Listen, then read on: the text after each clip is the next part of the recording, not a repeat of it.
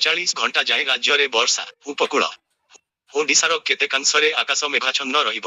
ଅଳ୍ପରୁ ମଧ୍ୟମ ଧରଣର ବର୍ଷାର ସମ୍ଭାବନା ରହିଛି। ଆସନ୍ତା 24 ଘଣ୍ଟା ମଧ୍ୟରେ ଆଭ୍ୟନ୍ତର ଓ ପଶ୍ଚିମ ଓଡ଼ିଶାର କିଛି ଅଞ୍ଚଳରେ ମଧ୍ୟମରୁ ପ୍ରବଳ ବର୍ଷା ହେବା ନେଇ ଆକଳନ କରିଛି ଆଞ୍ଚଳିକ ପାଣିପାଗ ବିଜ୍ଞାନ କେନ୍ଦ୍ର।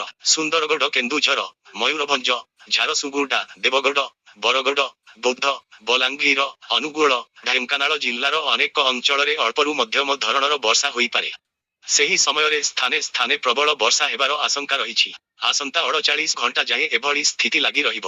ଏହାପରେ ଧୀରେ ଧୀରେ ପାଗରେ ସୁଧାର ଆସିପାରେ। ସମଗ୍ର ଦେଶରେ ଏବେ ମୌସୁମୀ ସକ୍ରିୟ ରହିଛି।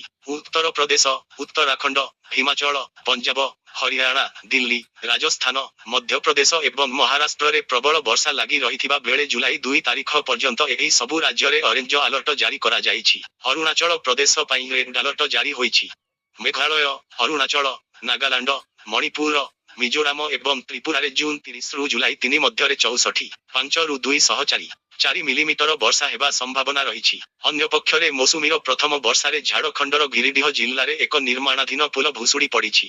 ଗିରିଡିହ ଦେଓରୀ ବ୍ରକର ଅର୍ଗା ନଦୀ ଉପରେ 5.5 କୋଟି ଟଙ୍କା ବ୍ୟୟରେ ପୋଲ ନିର୍ମାଣ କରାଯାଉଥିଲା। ଶନିବାର ବର୍ଷା ଯୋଗୁଁ ନଦୀର ଜଳସ୍ତର ବୃଦ୍ଧି ପାଇଥିଲା ଏବଂ ରବିବାର ଏହି ପୋଲ ପ୍ରବଳ ସ୍ରୋତରେ ଭାଙ୍ଗି ପଡ଼ିଥିଲା। ଲଗାଣ ବର୍ଷା ଯୋଗୁଁ ହିମାଚଳରେ ଅନେକ ରାସ୍ତା ବନ୍ଦ ହୋଇଯାଇଥିବା ବେଳେ ଉତ୍ତରାଖଣ୍ଡର ଅନେକ ଗ୍ରାମ ବାହ୍ୟ ଜଗତରୁ ବିଚ୍ଛିନ୍ନ ହୋଇଛି। ଅନ୍ୟପକ୍ଷରେ ଗତ 3 ଦିନ ଧରି ଲଗାଣ ବର୍ଷା ଯୋଗୁଁ ଆସାମରେ ବନ୍ୟା ପରିସ୍ଥିତି ସୃଷ୍ଟି ହୋଇଛି। ଦିବ୍ରୁଗଡ଼ରେ ସିଆର୍ପିଏଫ୍ କ୍ୟାମ୍ପ, ପୁଲିସ କ୍ୟାମ୍ପ ଆଦି ପାଣି ଘେରରେ ରହିଥିବା ବେଳେ ଲକ୍ଷାକ ଲୋକ ବନ୍ୟା ଯୋଗୁଁ ପ୍ରଭାବିତ ହୋଇଛନ୍ତି। ଶତାକ ସ୍ଥାନରେ ରାସ୍ତା ଅବରୋଧ ହୋଇଛି।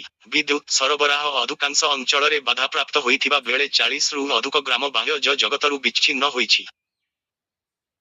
ଜୁନ୍ 27ରେ ମୌସୁମୀ ଉତ୍ତରାଖଣ୍ଡରେ ପ୍ରବେଶ କରିଥିଲା। ମାତ୍ର 3 ଦିନର ବର୍ଷାରେ ହରିଦ୍ୱାରରେ ଗଙ୍ଗା ନଦୀରେ ବନ୍ୟା ଆସିଛି। ପ୍ରବଳ ଜଳ ପ୍ରବାହରେ ଗତକାଲି 8ଟି କାର୍ ଭାସି ଯାଇଥିଲା। ସୌଭାଗ୍ୟବଶତଃ ଏହି କାର୍ଗୁଡ଼ିକରେ କେହି ନଥିଲେ।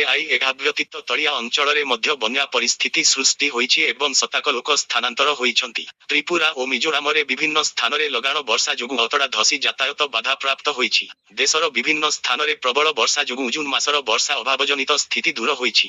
ଗୁରୁବାର 19 ବର୍ଷାଭାବ ସ୍ଥିତି ରହିଥିବା ବେଳେ ଏହା ଗତକାଲି ହ୍ରାସ ପାଇ 14ରେ ପହଞ୍ଚିଛି। ଗତ 10 ବର୍ଷ ମଧ୍ୟରେ ମାତ୍ର 4 ଥର ଜୁନ୍ରେ ସ୍ୱାଭାବିକଠାରୁ ଅଧିକ ବର୍ଷା ହୋଇଛି।